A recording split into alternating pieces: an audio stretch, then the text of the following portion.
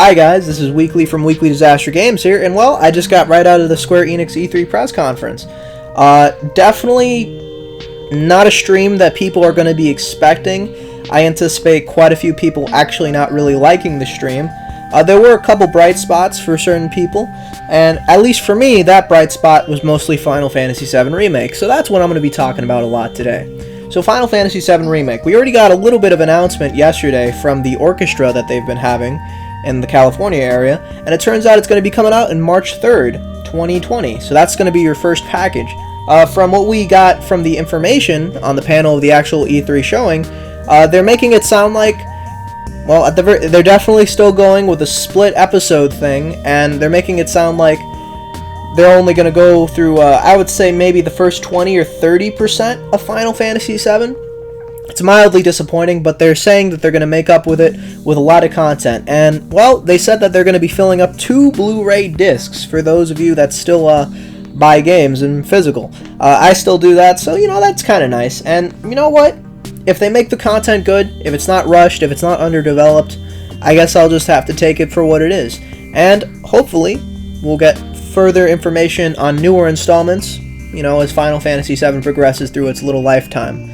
Otherwise, from what we saw at E3, it was pretty great. We finally got to see the combat. So the combat is kind of like a hybrid between, I would say, 15 Kingdom Hearts and a little bit of a mix of some genuine brand new stuff here. So the first thing I noticed was it is real-time combat, obviously. Anybody who's seen the other trailers could tell that. But it's not exactly like Kingdom Hearts. So how it works is you have your normal attack, which, does damage, but it's not very significant. But you also have an ATB meter. You have 2 bars of it and fills up right at the corner. It's always filling up constantly, and it fills up faster depending on how many attacks you land on enemies. And the nice thing is, once it's filled up, you can use special actions. You can use magic, you can use special Punisher moves or special physical moves, and you can also use items like potions and whatnot. And it definitely looks cool. They even showed that when you enter the ATB menu, the entire game kind of freezes VAT style, and it actually looked really cool. They had a really nice splash screen where there were a bunch of soldiers that got knocked up by COD, and they were just in the air, just frozen like that.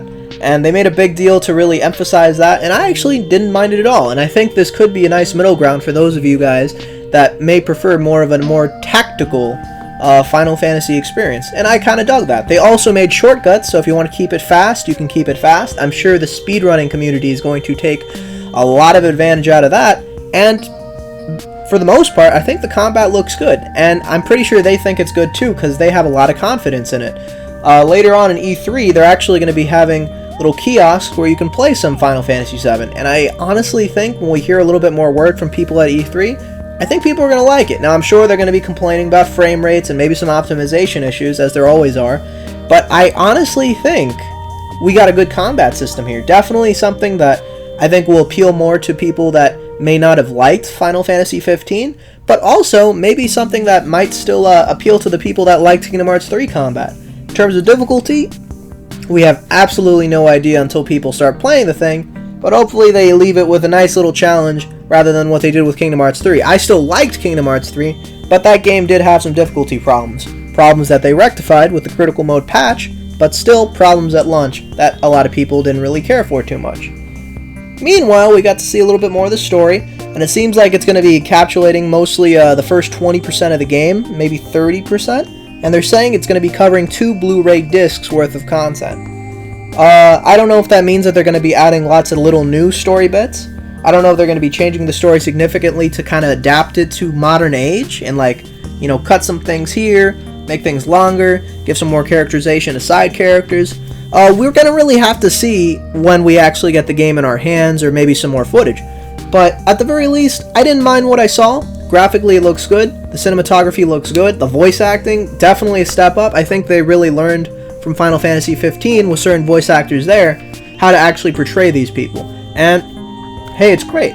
We also got to see Tifa Lockhart. She is a Final Fantasy VII fan favorite, definitely a fan favorite of mine, and, well, she's in the game, and she definitely looks great in my opinion. They did change certain things and certain proportions of stuff. I'll put 2 images so you know exactly what I mean, but I don't mind it. This is supposed to be more of a photorealistic Final Fantasy VII, while the other one was supposed to be much more, I want to say, anime-esque in art style. And you know what? It kind of shows here. And I honestly don't really mind what they did with Tifa. I think she looks great. She looks very attractive, in my opinion. And I think a lot of people will find her to be, you know, a bit of their waifus once they actually get into the game. And of course, her voice actor, I thought was fine. Definitely did a great job. And we'll have to see a little bit more when the game comes out. So yes, that is Final Fantasy VII. I am impressed. I am looking forward to March 3rd, 2020. I want to get a little bit more information on how many parts they're going to make this game. Man, I'm more excited for the middle and last parts of this game than I am for the beginning. But, you know, that just goes to show how awesome Final Fantasy VII really gets once you get into the later portions of the game. Now, hopefully they can make the beginning portions of the game just that much more epic, but we will have to see. Otherwise, I'm pretty hyped for the game. Probably going to pre-order it. I know pre-ordering shouldn't do that too much, but, you know, I'm kind of a shill for Final Fantasy, so I do that, unfortunately. Will I be getting that nice PlayArts Kai version with the motorcycle and Cloud and all that? Probably not, because it's probably either sold out or $200 or $300. You know, I don't have that much money to dump on it, unfortunately. But yeah, I'm sure that a lot of people are going to like that version. And of course, you know, for us plebs, we'll just get the deluxe edition and feel a little bit better about ourselves as we listen to the soundtrack, I guess. Anyway, the other big thing that Square Enix covered was Final Fantasy XIV and the Avengers project.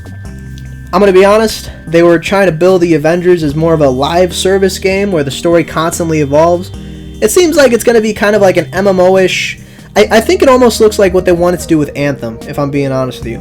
Hopefully it'll be much better executed than Anthem, and I think they're going to try to make like story expansions more akin to like how they do with Final Fantasy XIV, and every expansion will just be this big story episode. So like this will be the Thanos episode, or this will be the Ultron expansion. And I think for people that like those games will probably like it. It might actually be a better Iron Man simulator than Anthem was, except this time you can play as different characters. So I think people are going to like that.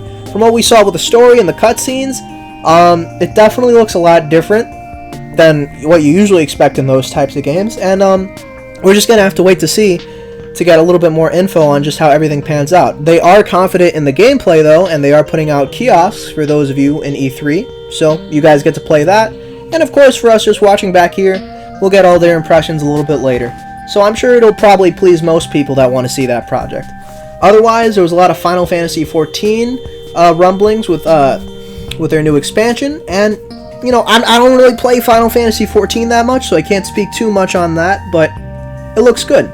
And I think a lot of people who like Final Fantasy XIV are just going to be as pleased as ever. The director of that game really pulled it out of the muck when it first launched, and honestly, the game has been a constant success since. So I think that's going to be good for Square Enix as well. So yes, those were the three things that I found very interesting from Square Enix press conference. I am very excited about Final Fantasy VII. I really want to see more. Hopefully we will see more in the coming months, just little bites and snippets of gameplay and character introductions. Obviously there's not too much that they can do since we're only getting the first 20 to 30% of the game, but otherwise, hopefully we get to see just a little bit more, because honestly, I really kind of want to play that game right now. Anyway guys, it's been Weekly from Weekly Disaster Games. If you liked the video, just like it. If you didn't like the video, you can dislike it. Leave any feedback in the comments for me if you want to. And of course, if you want to see more, just subscribe. See you guys.